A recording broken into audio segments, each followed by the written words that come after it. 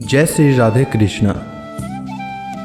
इस बार भाद्रपद महीने की कृष्ण पक्ष की एकादशी यानी अजा एकादशी का व्रत 23 अगस्त को रखा जाएगा और पारण अगले दिन सूर्योदय के बाद किया जाएगा। अजा एकादशी के दिन अजा एकादशी व्रत कथा अवश्य सुनना चाहिए। इससे व्रत का पूर्ण फल प्राप्त होता है और हर मनोकामना पूर्ण होता है। तो आइए सुनते हैं अजा एकादशी व्रत कथा।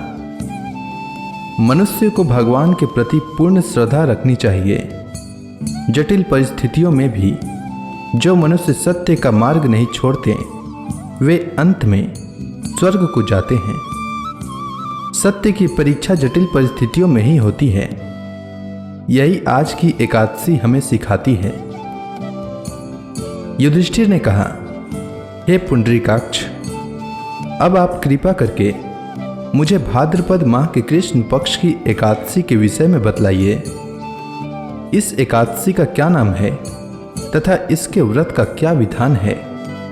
इसका व्रत करने से किस फल की प्राप्ति होती है?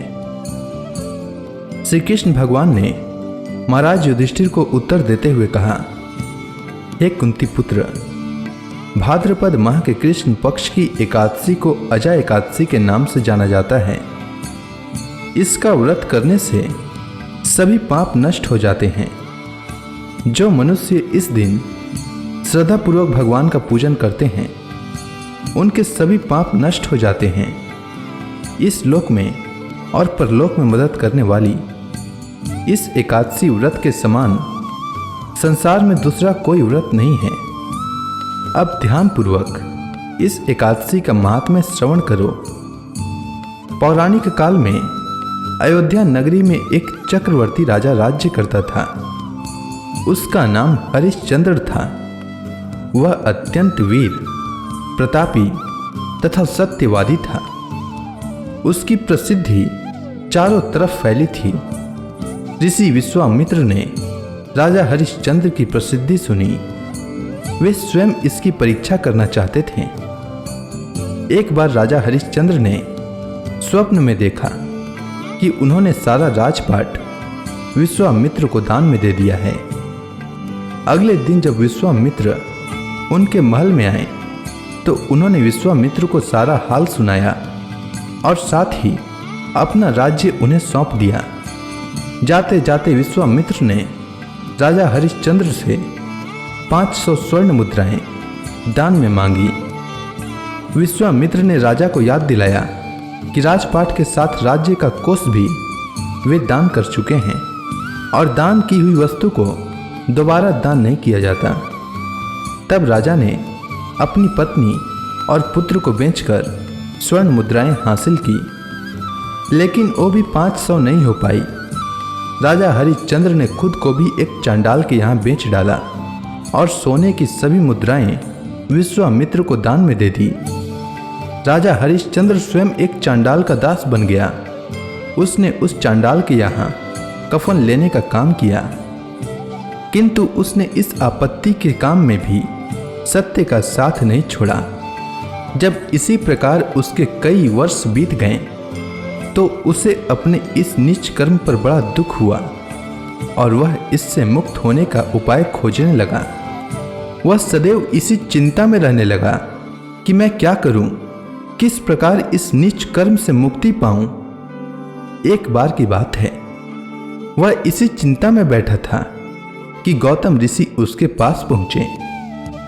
हरिश्चंद्र ने उन्हें प्रणाम किया और अपनी दुख भरी कथा सुनाने लगा।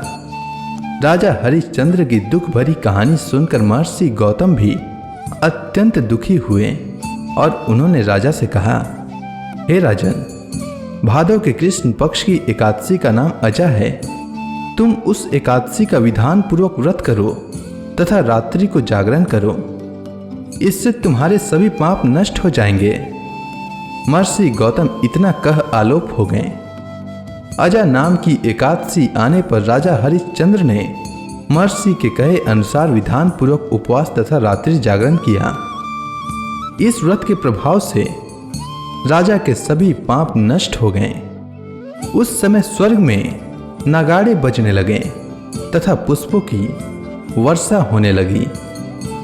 उसने अपने सामने ब्रह्मा, विष्णु, महेश तथा देवेंद्र आदि देवताओं को खड़ा पाया। उसने अपने मृतक पुत्र को जीवित तथा अपनी पत्नी को राजसी वस्त्र तथा आभूषणों से परिपूर्ण देखा। व्रत के प्रभाव से राजा को पुनः अपने राज्य की प्राप्ति हुई।